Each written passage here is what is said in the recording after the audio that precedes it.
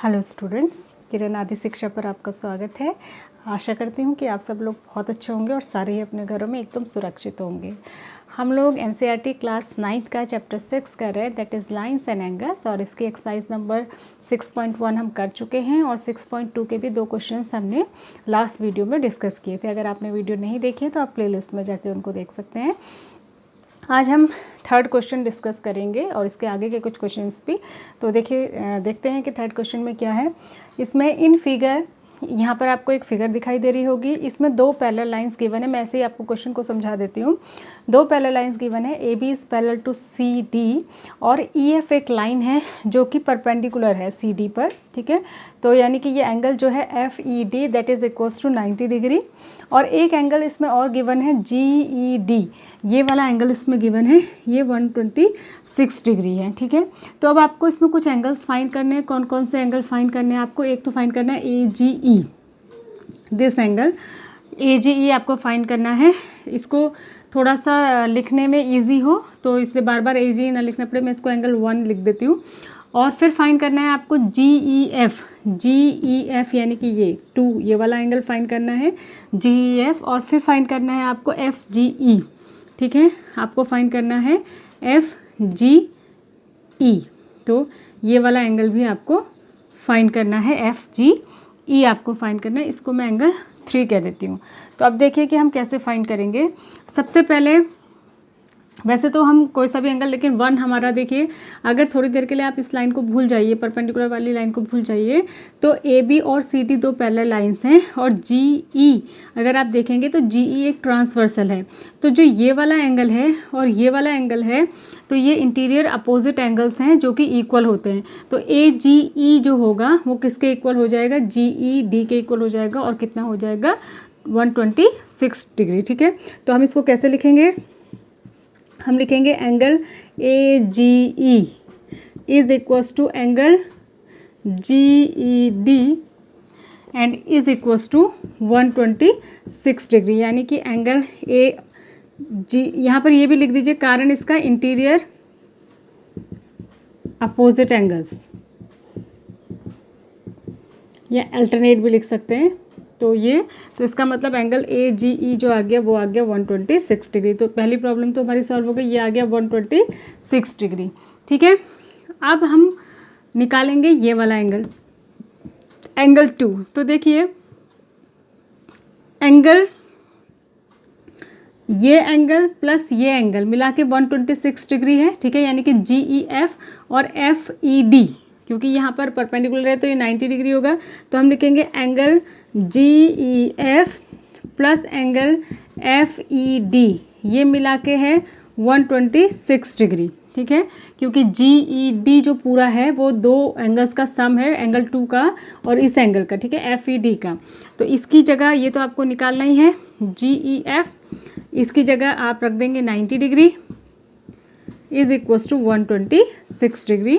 तो angle G E F कितना हो जाएगा आपका? यहाँ से 126 degree minus 90 degree, 126 degree minus 90 degree that is equals to 36 degree. तो ये एंगल 2 जो आपका आ गया, ये कितना आ गया? एंगल 2 इक्वल्स टू 36 डिग्री आ गया, ठीक है।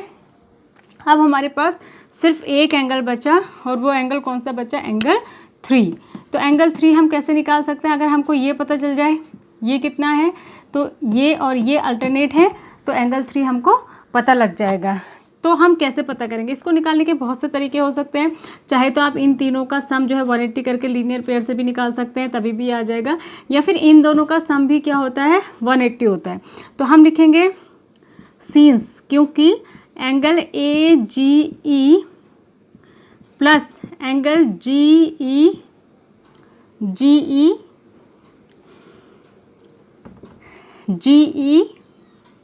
सी इज इक्वल्स टू होना चाहिए 180 डिग्री। क्यों? इसको हम कहेंगे को इंटीरियर एंगल्स है, को इंटीरियर एंगल्स हैं, तो इनका सम 180 होता है।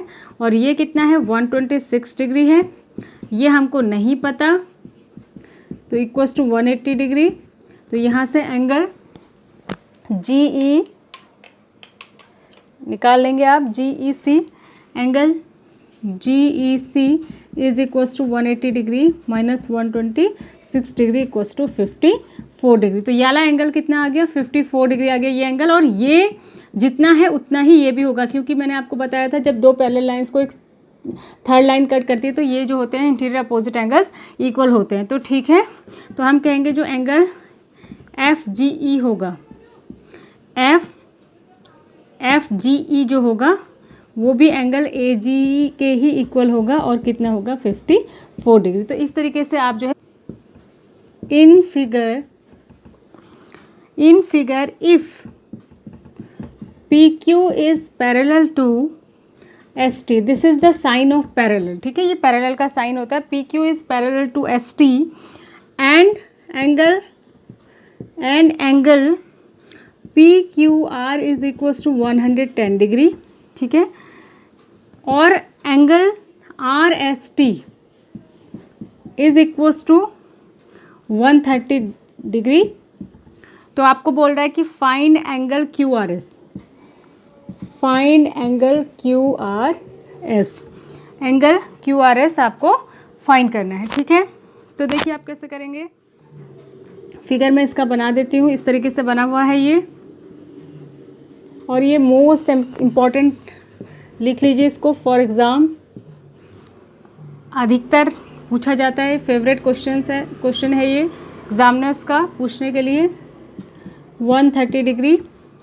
ठीक है, ये आपका P है, ये Q है, ये R है, ये S है और ये T है। तो ये आपको गिवन है और आपको फाइंड क्या करना है, RST गिवन है, आपको QRS फाइंड करना है, ये वाला एंगल आपको फाइंड करना है। तो देखिए हम इसे कैसे करेंगे, आप एक इस लाइन के और इस लाइन के पैरेलल एक लाइन पैरेलल यहाँ पे कंस्ट्रक्ट कर लीजिए, डॉटेड लाइन बना दीजिए इसको, ये कंस्ट्रक्शन हो गया आपको। ठीक है, इसको आप कुछ कह दीजिए, X और Y इसको कह देते हैं। ठीक है, तो सॉल्यूशन में आप लिखेंगे draw XY parallel to ST and XY parallel to PQ। मतलब एक XY लाइन हमने इस तरीके से ड्रॉ करी जो इसके भी पैरेलल है और इसके भी पैरेलल है। ठीक है, जब ये दोनों के पैरेलल होगी तो देखिए ये एंगल और ये एंगल जो है, अगर हम इसको थोड़ा सा और ऊपर बढ़ा देंगे और इसको थोड़ा सा ऐसे कर दीजिए इस लाइन को, तो आपको दिखेगा कि ये एक ट्रांसवर्सल है और ये एंगल कोइंटीरियर एंगल है। इसको मैं 1 कह देती हूँ। ठीक है, इसको मैं 2 कह देती हूँ। तो मैं लिखती हूँ यहाँ पर एंगल PQR और एंगल 1 दोनों कोइंटीरियर हैं, तो इनका सम कितना होगा, इनका सम 180 होगा। तो angle PQR plus angle 1 equals to 180 होना चाहिए। क्यों, इसका कारण लिख देंगे कोइंटीरियर। क्या लिखेंगे आप, कोइंटीरियर एंगल्स। ठीक है, उसके बाद एंगल PQR आपको पता है 110 degree plus angle 1 equals to 180। तो यहाँ से एंगल 1 कितना हो जाएगा, 180 डिग्री माइनस 110 डिग्री यानी कि 70 डिग्री, यानी कि ये आपका निकल कर आ गया, कितना आ गया, एंगल 1 इक्वल्स टू 70 डिग्री। ठीक है, अब हम इसको निकालेंगे इसी तरीके से। तो क्या लिखेंगे हम कि एंगल TSR और angle TSR plus angle 2 equals to 180 degree, bracket में लिखेंगे कोइंटीरियर इनको भी। ठीक है, इनका सम भी 180 होगा। तो कितना हो जाएगा, ये 130 डिग्री गिवन है plus angle 2 equals to 180 degree. तो यहाँ से एंगल 2 इक्वल्स टू क्या आ जाएगा, 180 माइनस 130 डिग्री यानी कि 50 डिग्री। ठीक है, तो ये आपके पास आ गया 50 डिग्री। अब ये तीनों मिलकर लीनियर पेयर बनाते हैं, तो इन तीनों का सम भी 180 होगा। तो हम लिखेंगे angle 1 plus angle QRS plus angle 2 is equals to 180 degree. ठीक है, और ये अभी आपने कितना निकाला, 70 और ये 50, तो ये हो जाएगा 70 डिग्री। देख लीजिए 70 degree plus angle QRS plus 50 degree is equals to 180।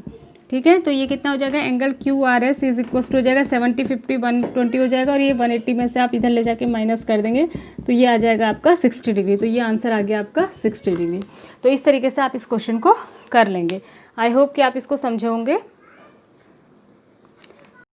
अब हम आते हैं क्वेश्चन नंबर 5 पर। देखिए क्या है question number 5। In figure if A B is parallel to C D, यहाँ पे दो लाइंस दी हैं ए बी और सी डी जो कि आपस में पैरेलल हैं, ठीक है।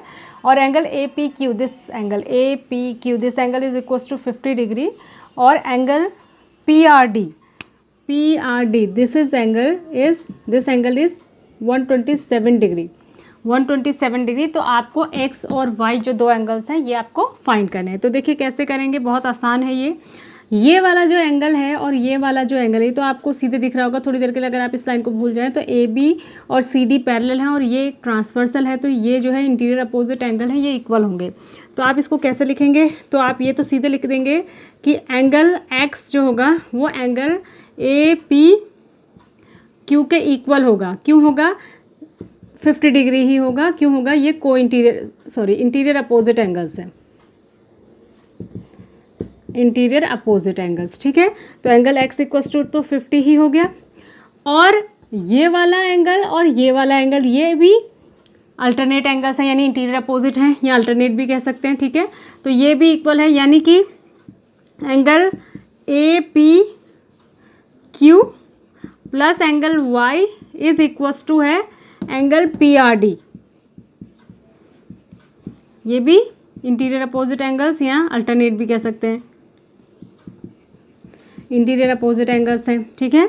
तो एंगल ये तो 50 है आपका, plus y is equals to ये आपका 127 है, ठीक है। पी आर डी 127 है, तो y इक्वल्स टू कितना हो जाएगा 127 डिग्री माइनस 50 डिग्री, यानी कि 77 डिग्री इज़ द आंसर। तो x आ गया 50 डिग्री और y आ गया 77 डिग्री। आई होप कि आप इसको समझे होंगे। तो ये थे आपके 3 क्वेश्चंस, थर्ड, फोर्थ और fifth question, third, fourth and fifth question. I hope कि ये आपको सारे समझ में आए होंगे। अगर नहीं समझ में आते हैं तो वीडियो को बार बार देखिए, रिवाइज करके देखिए, और आपको ज़रूर समझ में आएंगे। अगर फिर भी समझ में नहीं आते तो आप मुझे वीडियो पे कमेंट करके पर्सनली पूछ सकते हैं। Thanks for watching, God bless you all.